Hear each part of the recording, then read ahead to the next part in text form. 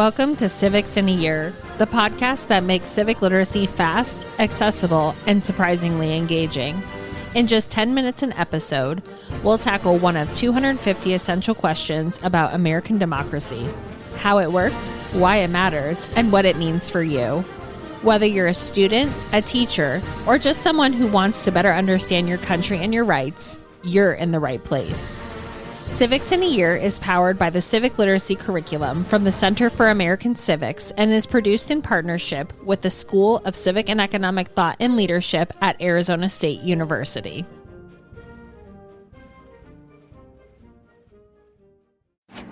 My name is Jonas from Michigan, and I'm in 5th grade. My question is, how did the Americans and British disagree on the relationship between the colonies and Great Britain?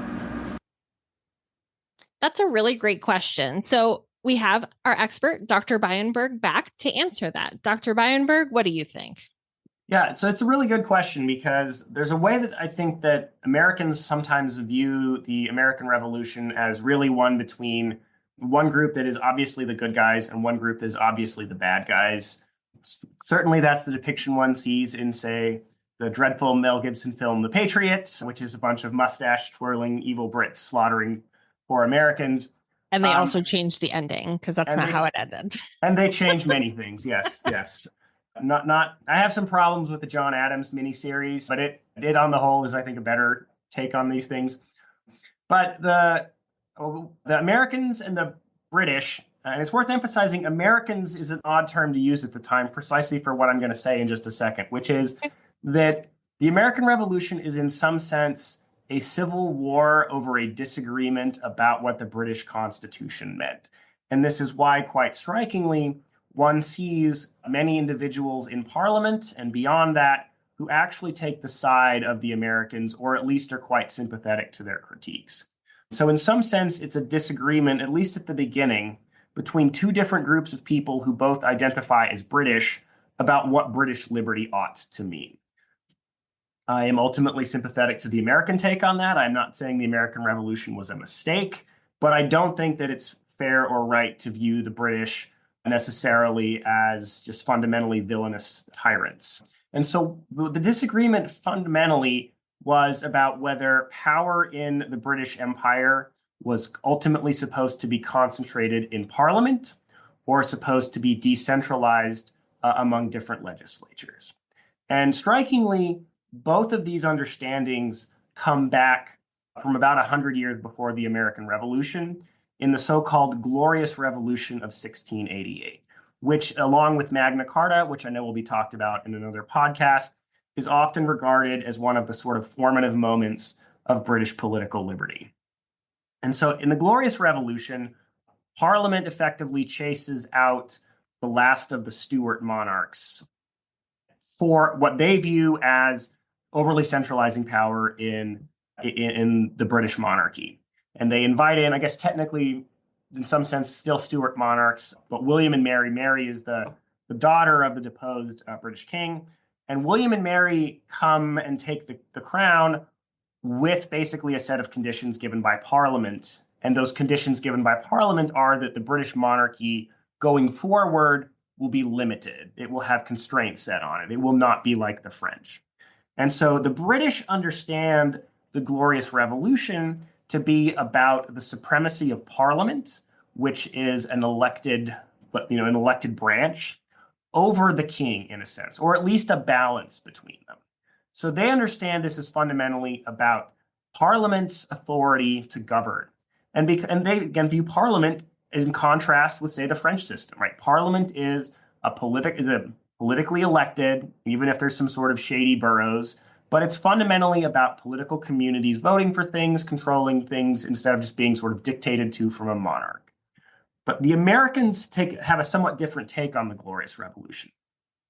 Because one of the things that the British king tries to do during that same period is basically collapse many of the colonies into one sort of super colony that could be more easily governed from afar. And so there's, in effect, an American theater to the Glorious Revolution, which is a British Civil War. Not that long, but it's still in some sense a civil war. But the American theater is about chasing out this royally appointed governor who's trying to smush the colonies into one sort of super colony. And so in a sense, you can see how the Americans understand the Glorious Revolution to be about decentralizing power against what's happening across the pond. And after that, effectively, there's a period that gets referred to later as salutary neglect. Now, that's a sort of old-timey word, but basically, being left alone is a good thing, is a sort of the way you would translate that to sort of modern English. The British Parliament more or less leaves the colonies alone. And so, joined with that understanding of the Glorious Revolution, the Americans begin to understand the British Empire as one of decentralized power, where they are loyal to the king and Parliament can run foreign policy, but most affairs, most taxing, most sort of local stuff should be done by the various legislatures.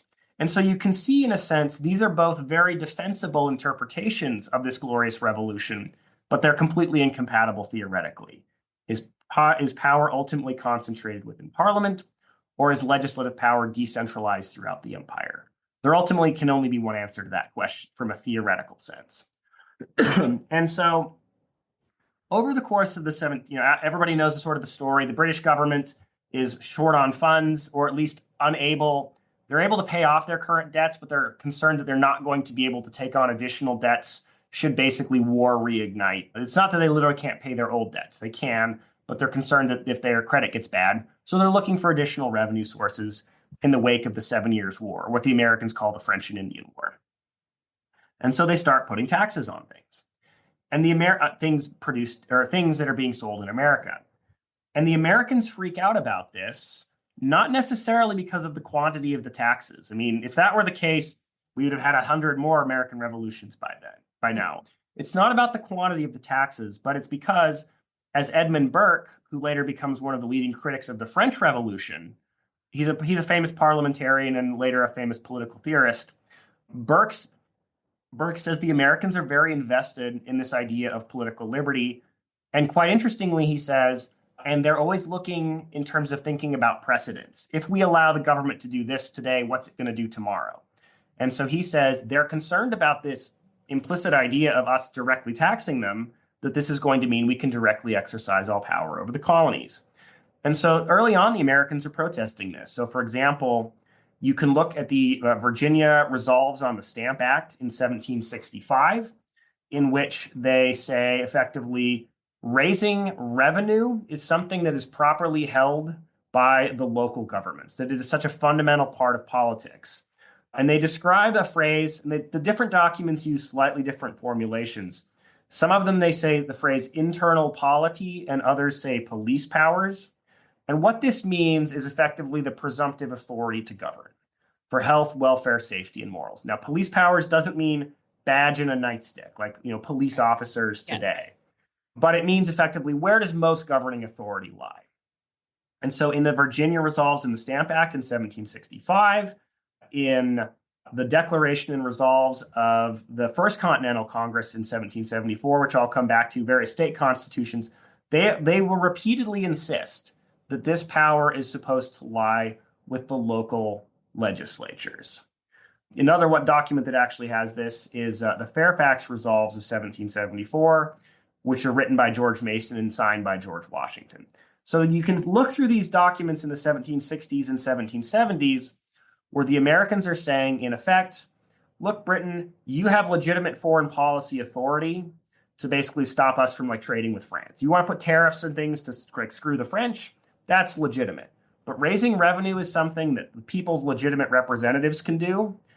And they say, and this cannot be done by Parliament, even if, and several of the documents say, even if we were represented in Parliament, because they increasingly have understood this to be about fundamentally local government where you know your local problems.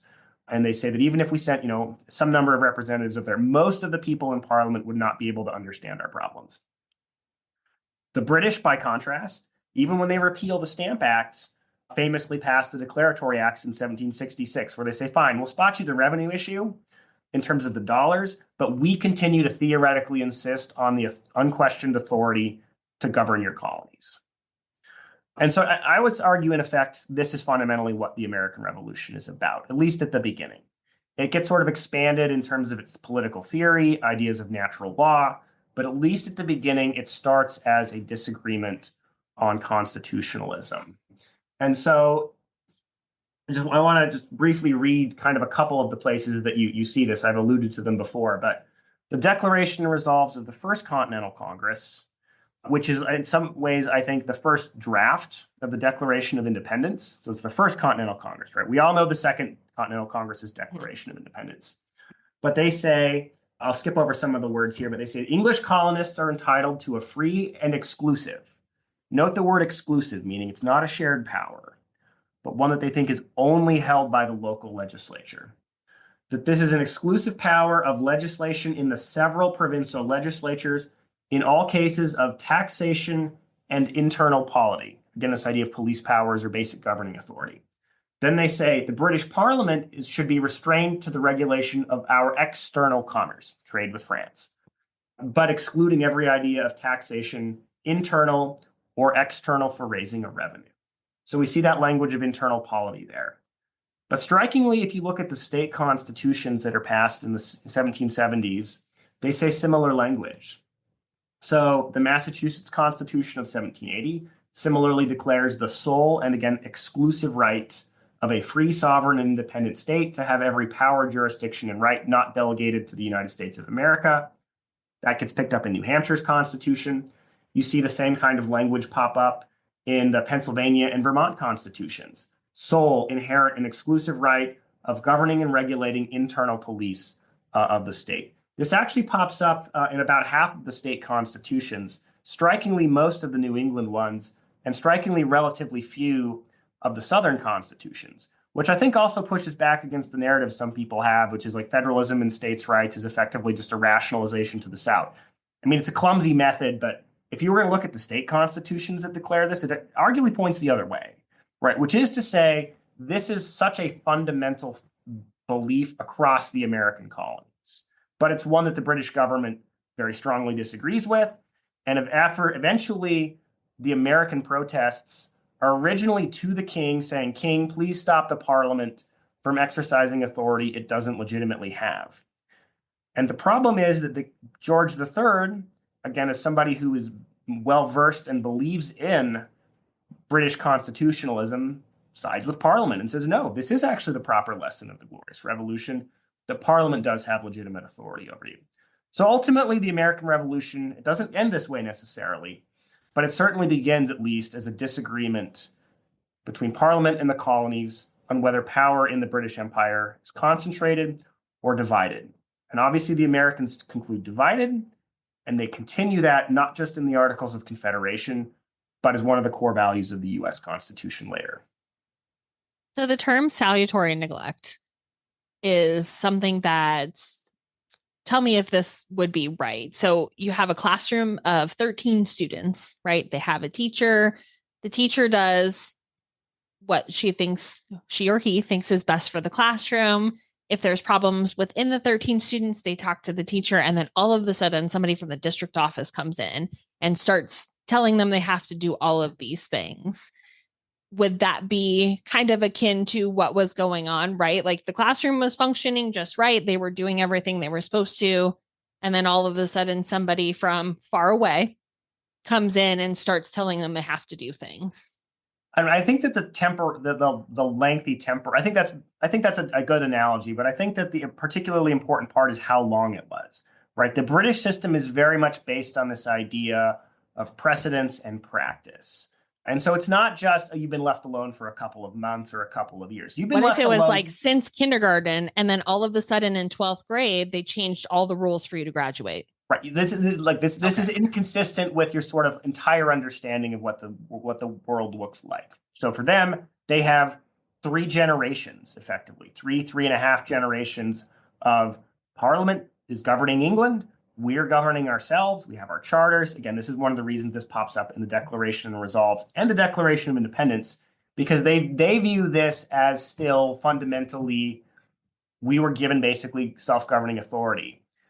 But Parliament's basically take is that was the king that's not necessarily binding on us in the same way. Just like the English Bill of Rights, Parliament does not view as binding on itself. It's a constraint on the monarchy.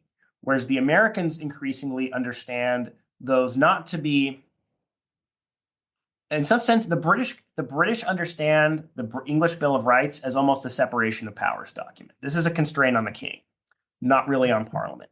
The Americans understand the English Bill of Rights as a constraint on government, as a constraint particularly on the central government. They have their own charters, they start spooling up their own bills of rights, their own declarations of rights.